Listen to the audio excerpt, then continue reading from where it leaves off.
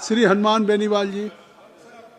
Sir कम बुलवाना आज इनको, आपको ही बुलवाना। सभापति महोदय, सबसे पहले तो मैं आपको धन्यवाद दूंगा कि आज आपने जो सुचारू रूप से चर्चा चालू हुई है उसकी, और दोनों पक्षों को धन्यवाद कि चाहिए। अगर 5-7 दिन पहले हो जाता तो कम से कम समय तो खराब नहीं होता हमारा और देश का, कुछ बोल लेते राष्ट्रपति अभिभाषण पे भी।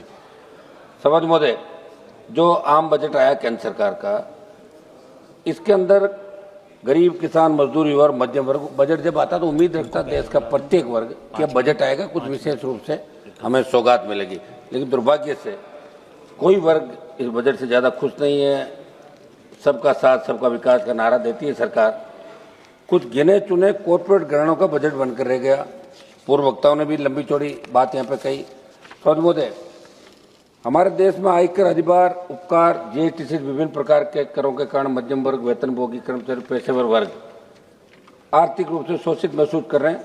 और जो बहुस्तरीय कर का ढांचा उससे नागरिकों को वास्तविक आय और बचत को गंभीर रूप से प्रभावित कर रहा है। बावजूद इसके बजट में सरकार ने उच्च और बहु कराधान की प्रणाली में सुधार करने कोई ठोस रोड में तैयार नहीं किया। सभापति महोदय, अमीर गरीब की खाई बढ़ाने वाला बजट है।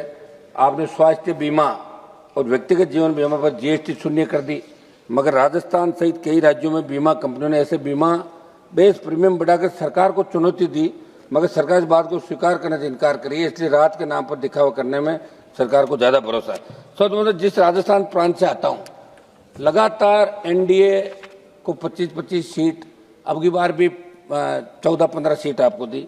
इस बजट के अंदर राजस्थान का जिक्र तक नहीं किया।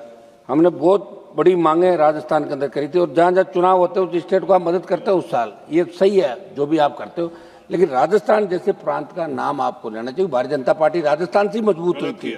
तो मेरा ये आग्रह है कि जब बजट पे जवाब दे वित्त मंत्री जी दोबारा, जब उसके अंदर हो तो राजस्थान का जिक्र जरूर करें, क्योंकि राजस्थान का नौजवान, किसान, प्रत्येक वर्ग इससे नाराज है कि आपने राजस्थान का जिक्र नहीं किया। विशेष राज्य का दर्जा छोड़ो, नाम तो ले लेते राजस्थान का, ये राजस्थान के लोग चाह रहे थे।